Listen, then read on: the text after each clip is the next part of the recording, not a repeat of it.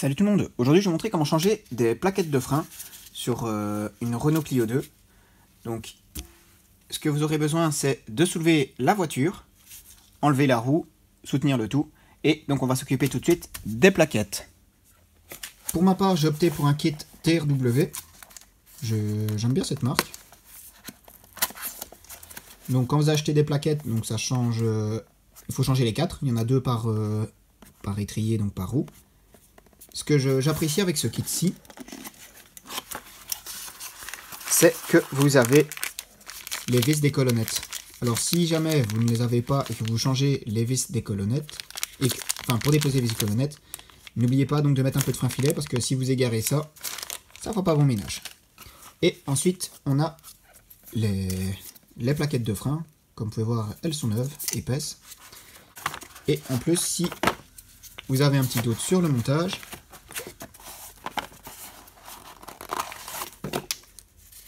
donc vous voyez ici j'ai le câble pour l'ABS.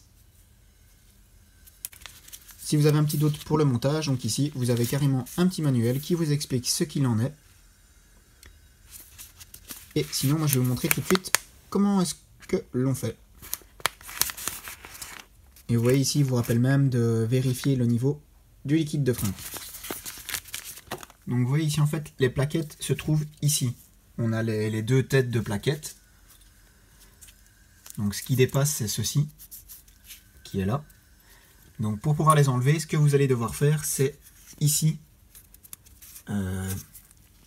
dévisser les colonnettes. Donc là c'est un écrou de 13 et ici c'est du 17. Donc il va falloir maintenir le 17 et défaire l'écrou de 13. Enfin c'est un boulon pardon.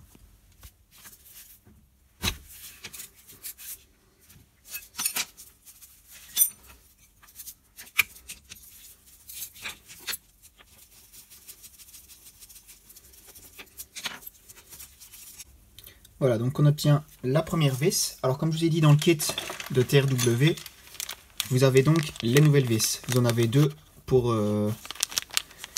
parce qu'il y en a deux, donc une et deux en dessous. Et donc vous en avez 4 parce que vous avez deux côtés. Donc ça, vous pouvez les remplacer.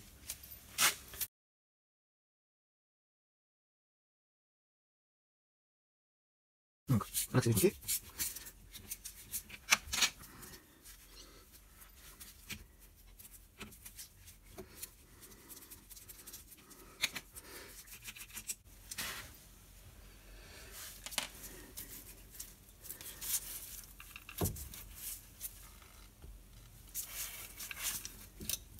Voilà, ensuite donc vous pouvez le soulever.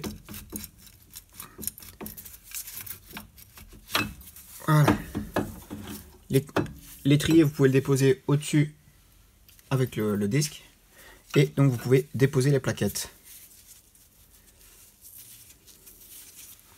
Donc on dépose les plaquettes. Ici moi par exemple, elles sont à mi-usure. Donc on en met peut-être un peu plus.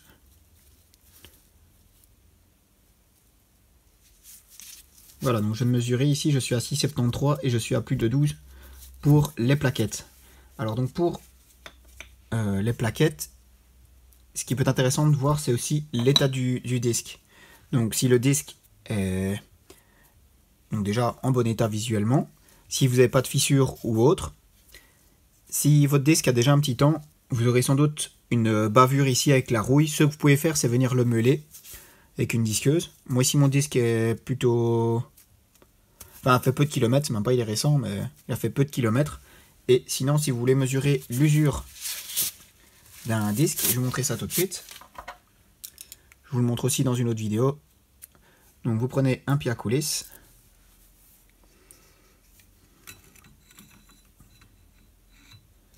Vous déposez comme ça, hop.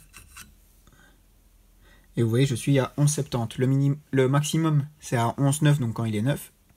Et le minimum, c'est 10,5. Donc ici, moi, par exemple, si je change les plaquettes, j'ai pas à changer le disque.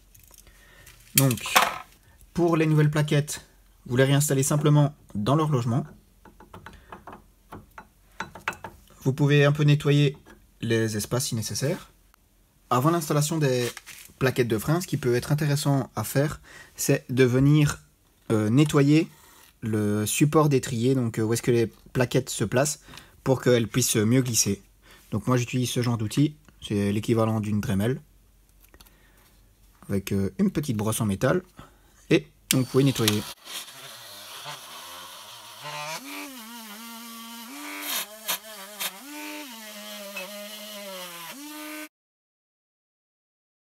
Voilà, donc ensuite, vous pouvez venir placer les nouvelles plaquettes.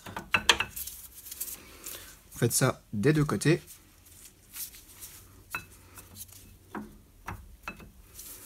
Voilà. Maintenant, il va falloir repousser le piston d'étrier. Donc, moi ce que je fais d'habitude, je le fais avec un serre-joint. Donc vous placez le serre-joint comme ça, donc à l'arrière. Donc le serre-joint va se présenter comme ceci à l'arrière. Donc vous le mettez, hop, et vous serrez. Et vous voyez, le piston rentre tout seul. Vous le mettez au minimum.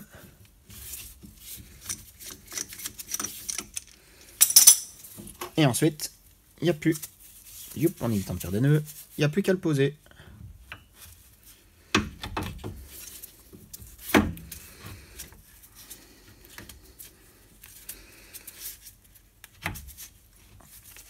Et voilà. Ensuite, on met les vis.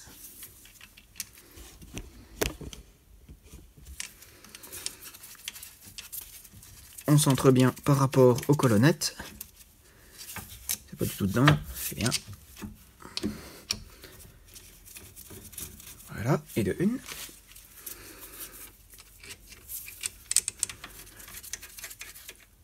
Lorsque vous mettez dedans, limite vous tirez un peu vers l'extérieur pour voir si ça a bien pris dedans. Vous pouvez le serrer à la main dans un premier temps.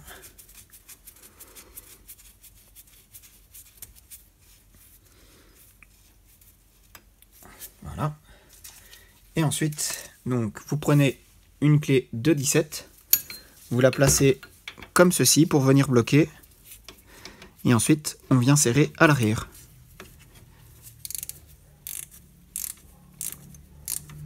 Alors l'idéal en fait, ce serait d'avoir une clé de 17 assez fine, parce que ici par exemple ma clé de 17 est trop large.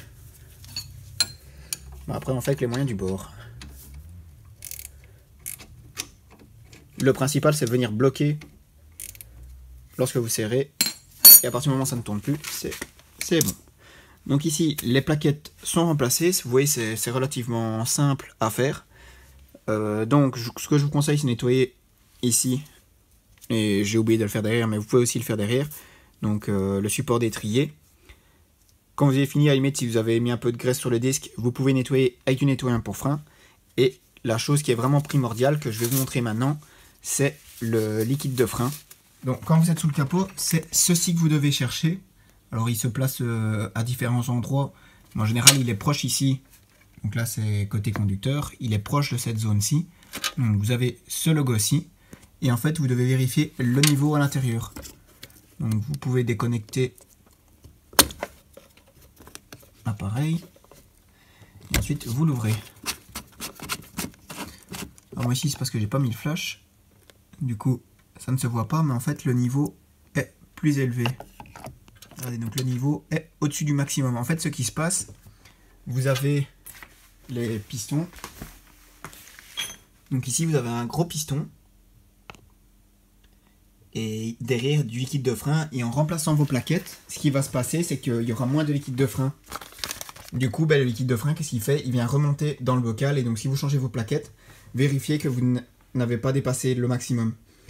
Ce bocal permet aussi d'avoir un indice d'usure sur vos plaquettes, parce que donc, quand vos plaquettes, tout est neuf, donc même à l'arrière avec les tambours, les garnitures de frein ou autres, quand c'est neuf, vous avez ça au maximum, et au fur et à mesure de l'usure, si vous n'avez pas de fuite, le niveau va baisser. Donc c'est pour ça qu'en général, quand le niveau est bas, on ne rajoute jamais de liquide de frein. Et quand on change les plaquettes, donc veillez bien à vérifier l'usure. Alors, donc ici même le petit manuel nous l'indique. Vous avez donc à vérifier le niveau minimum et maximum. Et surtout du fait que les disques sont...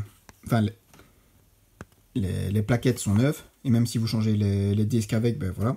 Vous avez une période de rodage. Ici par exemple, ils vous mettent que vous avez 200 km. Vous devez appuyer légèrement... Enfin, être léger sur la pédale, ne pas freiner brusquement. Et donc voilà, donc ici... Comme j'ai dit, je vous conseille ce genre de kit, étant donné que vous avez donc les 4 plaquettes ça d'office. Vous avez en plus les vis des colonnettes. Moi j'ai eu le cas que j'en ai perdu une fois, et en fait pendant le freinage j'entendais un claquement, et en dévissant ben, j'ai vu que je l'avais perdu, et donc j'ai dû remplacer les colonnettes, même si je sais que maintenant on peut trouver juste les vis.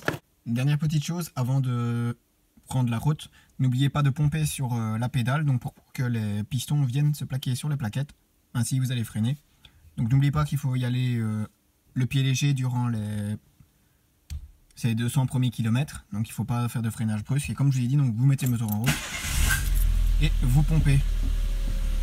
Et limite si vous êtes dans un garage, avancez un petit peu de manière à voir que vous sentez le freinage et après vous pouvez partir. Et donc voilà.